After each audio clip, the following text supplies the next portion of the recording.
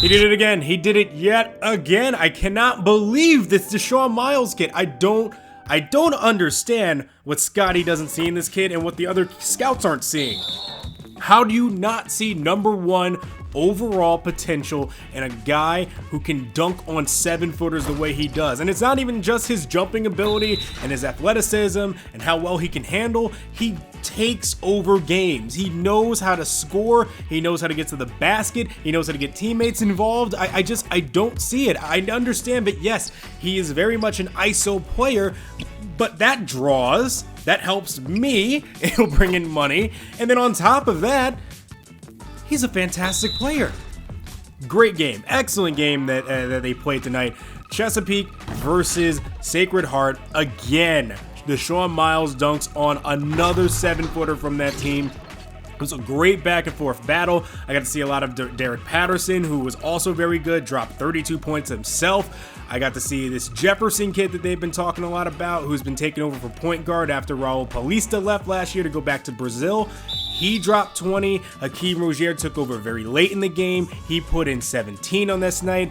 And man, just an incredible game. Came down to the last 3 minutes. Sacred Heart down 10. Like I said, Hakeem Rozier just took over towards the end. They finally found him and got him involved. Derek Patterson made his way to the basket to score the points that put them ahead on an and one. And unfortunately, it was enough to put Deshaun Miles and Chesapeake away for the victory. A 3-point victory at Chesapeake. But hey, if they're supposed to be the #1 team in the nation, Deshaun Miles just put them on notice. Like I said, that kid is a #1 pick, I guarantee it.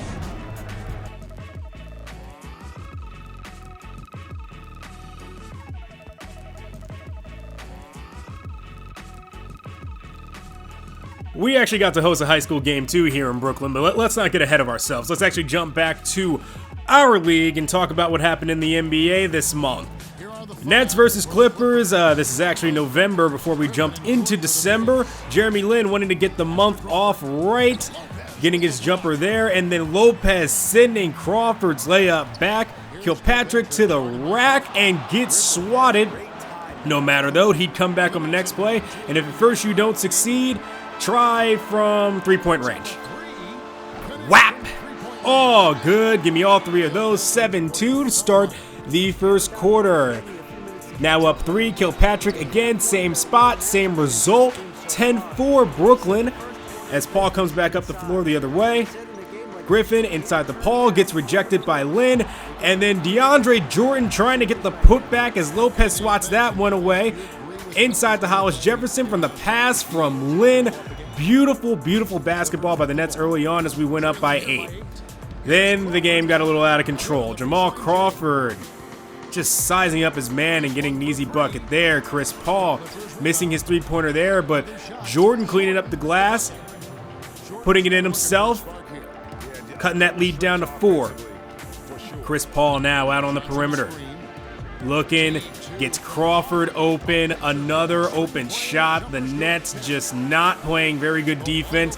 Lopez trying to take a long-range jumper there as Paul immediately comes right back up the floor to try to close this deficit and bring it back tied.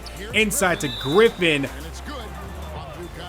Hollis Jefferson was not enough to stop him. They'd actually go up by 1 at that point, second quarter. Kilpatrick inside, for some reason stopped while he had an open lane there on the cut, but gets it to McCullough and 1. Nets up 3. McCullough again on the outside here, taking the pick, driving. A little clumsy, but gets his way inside, makes the deuce. Still up 3 here. McCullough again, great feed by Lin to lead him to the basket, get him the easy points. McCullough scoring 11 here in the second, but not playing good defense there as he allowed Griffin to get wide open in transition and slam that one home. And then came one of the ugliest possessions I have ever seen in my life. Hollis Jefferson inside had an easy bucket. Too many pump fakes here from him and McCullough. He gets stripped by Crawford. Crawford races back up the floor. He tries to dance, little spin move there, misses his shot. Lopez gets the board. Nets come back up the other way. Kilpatrick trying to get inside, throws an alley-oop and gets picked by Maurice Bates. Great play there, but then Austin Rivers tries to do a little dancing of his own. Crawford, step back jumper, no good. Griffin tried to put it back on the slam and missed the ball. Then Lynn came back up the other way, and the possession went on and on and on. Then Chris Paul finally putting some points on the board as he dishes inside the Griffin, and this is where the Clippers started to pull away. Crawford, step back jumper, all good. Crawford, again, step back jumper, really likes that spot. Doesn't connect there, but DeAndre puts it back in. Clippers now up 5. Paul alley-ooping now to Griffin as the Clippers are just doing what they want. Up by 9 now. Scola taking the 3. No good. Wesley Johnson gets the board. Nets fans obviously booing. And unfortunately, I can't provide them much console here, as even on a sloppy possession, Griffin gets it inside the Jordan, who puts it in for 2. Timeout, Nets down 11 now. Moving on to the third quarter. Bogdanovich on the outside here. Hollis Jefferson, Kilpatrick. Good ball movement here to Lopez. Outside to Kilpatrick.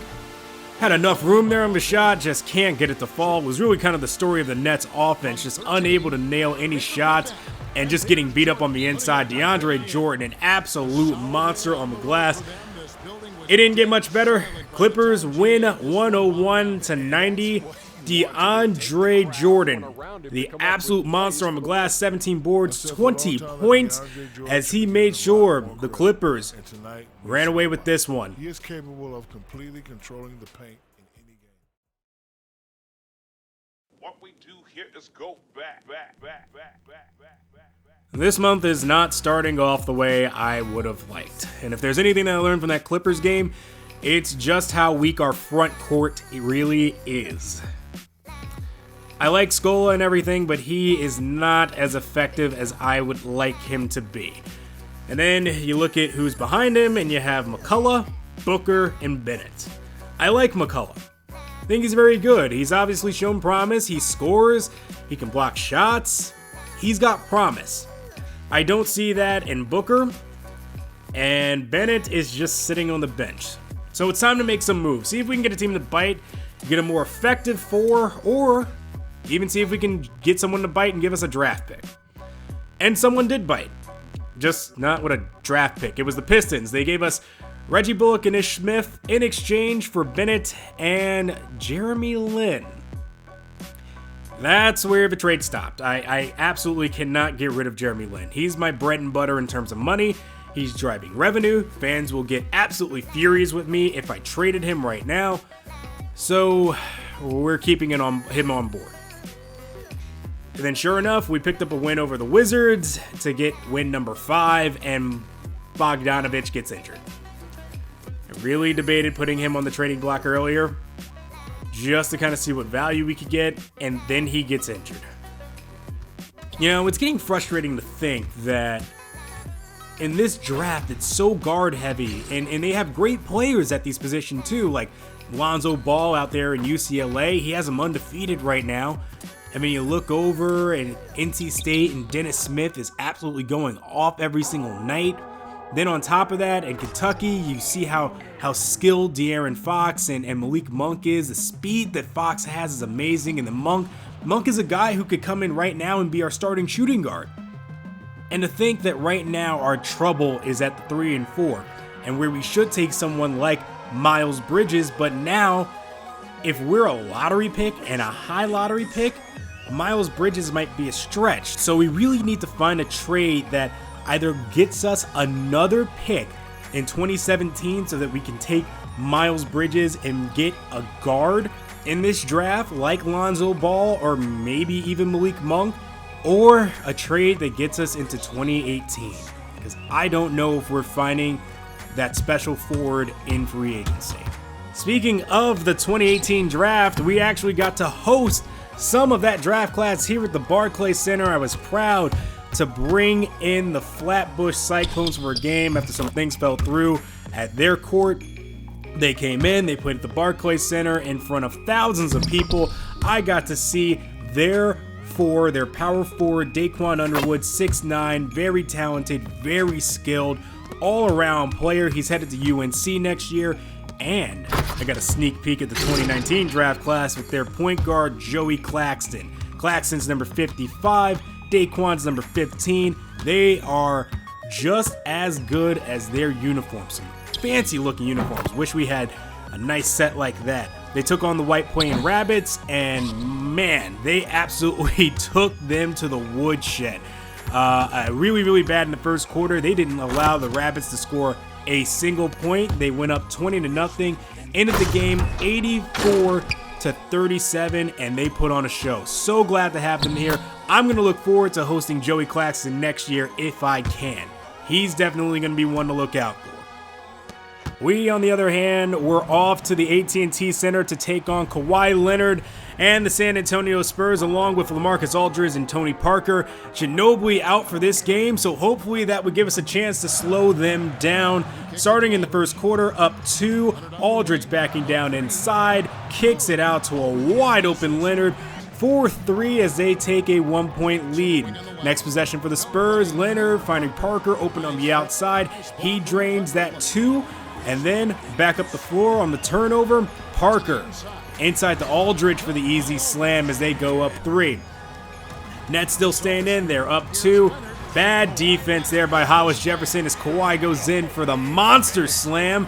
That's probably the most emphatic and ferocious I've ever seen that man in his life. Next possession though, Kilpatrick gets the pick there from Scola. Scola dumps it inside to Lopez, returns the favor with the jam there, as the Nets are hanging in, only down 2. Hollis Jefferson defending, Kawhi on the outside, kicks it to Danny Green, foot on the line, it'll only be for 2, but the Spurs are absolutely lighting us up from the perimeter. Again, another open 3, this time it's Kawhi Leonard who comes and rolls free, and then turnover here by the Nets as the Spurs are up 7. Parker trying to shake his way loose. Again, another open Spur in the corner. This time it's Danny Green as the Spurs go up 10. Late in the first, the shenanigans get even crazier. Patty Mills shaking and baking, backstepping like he's Jamal Crawford, getting the jumper there. As we go into the second, McCullough seeing some action. Like I said, he's been really good as he drains the jumper there. And here, Parker missing the wide open layup. And Kawhi just fighting his whole way there, getting offensive rebound after offensive rebound until McCullough finally swats him. McCullough getting inside, dropping it off to Grievous Vasquez for the deuce.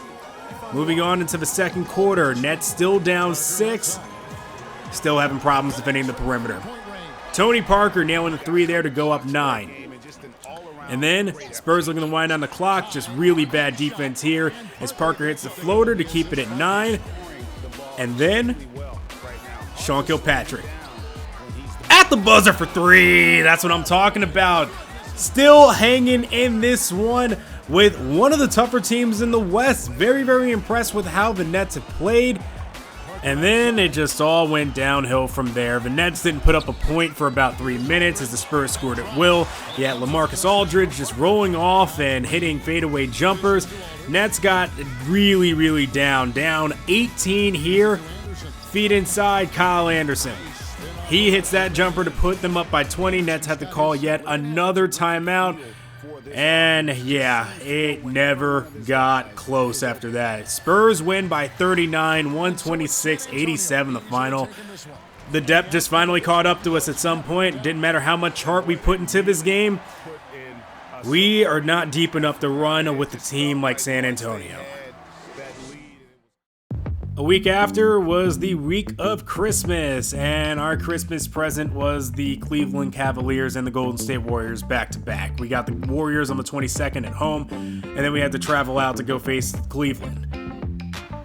They both went about as well as you thought. The Golden State game at home was close until Steph Curry decided he wanted to make it his All-Star game. To be fair, he actually decided to make it his All-Star game the entire game, taking the most ridiculous threes and just draining them at will, and Durant and Thompson just shooting at will and doing whatever they wanted. The game got insanely out of hand. But that wasn't the only Christmas present we got. I actually got a call from the Denver Nuggets to trade Anthony Bennett for Mike Miller, but they also wanted our first round 19 pick. So I came back to them and I said, no, we're not giving away our 19 pick. We already have few as it is. Let's kind of make a deal here. So I asked and saw if we could trade from our 19 pick to their 18 pick.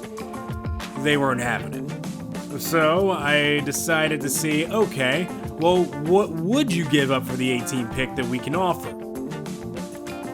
And they said Anthony Bennett, our 19th pick, and then our second round 17th pick.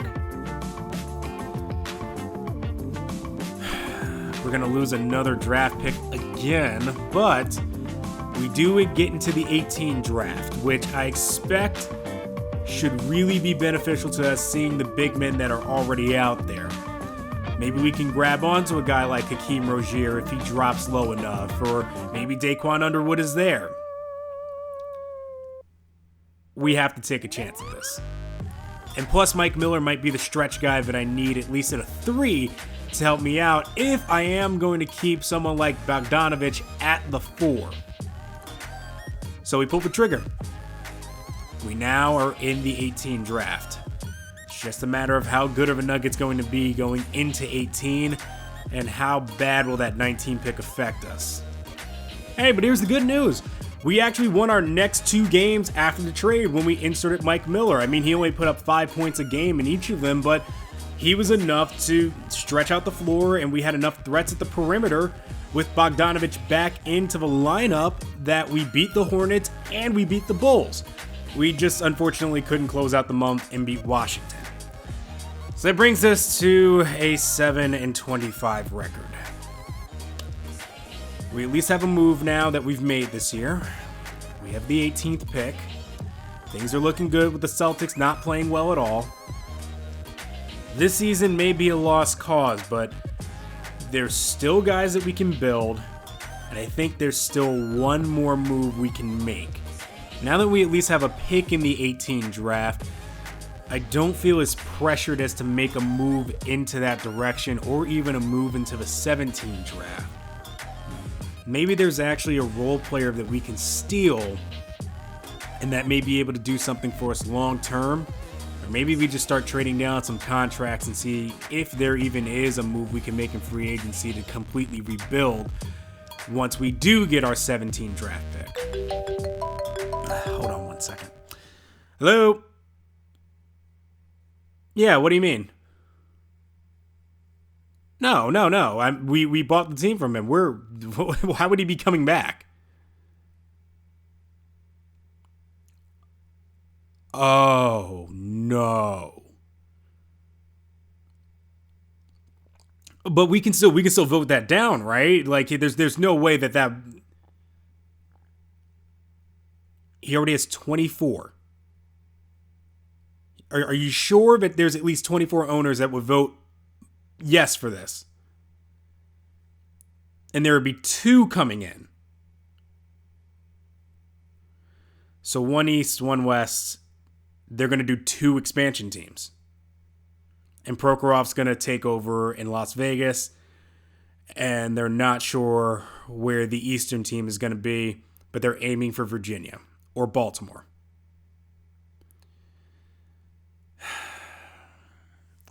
It's not what I need right now. Really not what I need.